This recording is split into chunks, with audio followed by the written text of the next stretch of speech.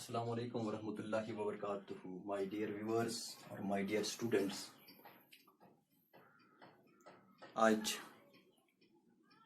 کم سے کم 3-4 دن کے بعد ہم آپ سے روبرو پھر ہو رہے ہیں. آپ نے بھی اچھی طرح سے عید منائی ہوگی اور آج سے پھر ہم ورچوئل کلاسز شروع کرنے جا رہے ہیں. اور اسی طرح سے جو ہم ٹاپک جو چنا تھا ہم نے وہ ہے ایکچولی جو چیپٹر چل رہا ہے وہ سورس آف انرجی ہے، اور اس میں سے جو ہم فیولز پر پہنچے تھے، لیکن آج ہمیں پڑھنا ہے characteristics of a good fuel. یعنی جو گڈ فیول ہے اس کی کیا کیریکٹرسٹکس ہو سکتے ہیں.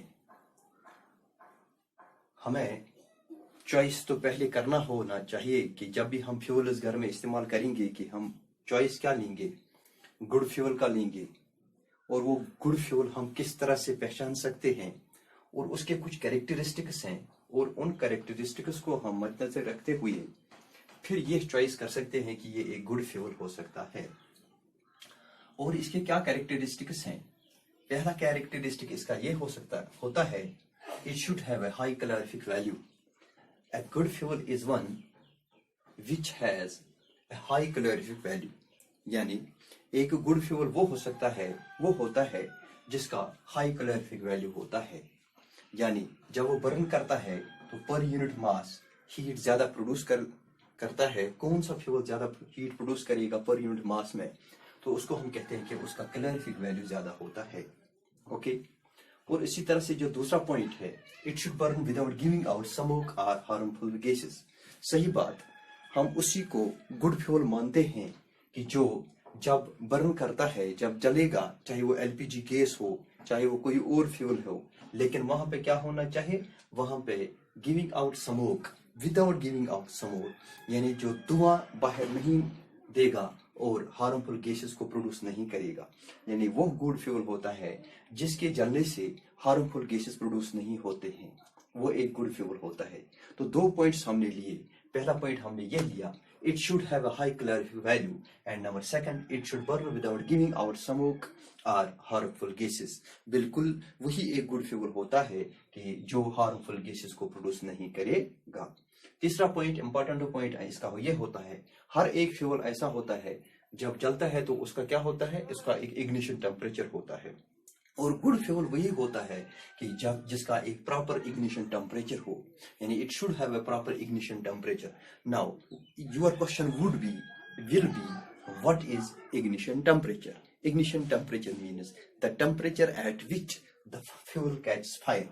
یعنی جس ٹیمپریچر پہ specific temperature of every fuel is there on which or at which the fuel catches fire, that is called ignition temperature. So it should have a proper ignition temperature.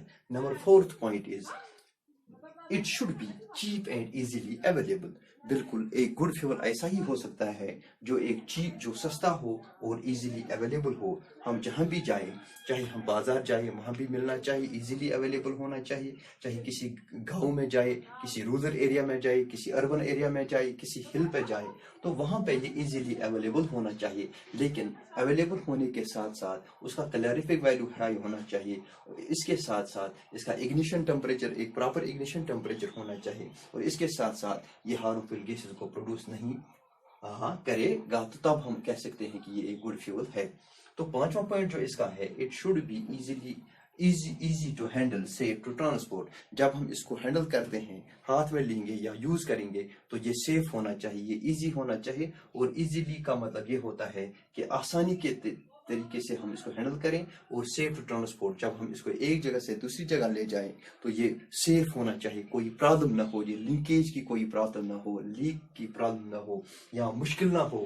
یعنی جو اس کو medium کو transport کرنے میں وہ نہ ہم ملے، تو اس کو ہم یہ گڈ فیول نہیں ہو سکتا ہے. لیکن گڈ فیول وہی ہو سکتا ہے جو سیف ٹو ٹرانسپورٹ ہو، ایزی ٹو ہینڈل ہو. اور اٹ شوڈ برن اسموتھلی، جو اسموتھلی برن کرے گا اور ایش باہر لیفٹ نہیں کرے گا.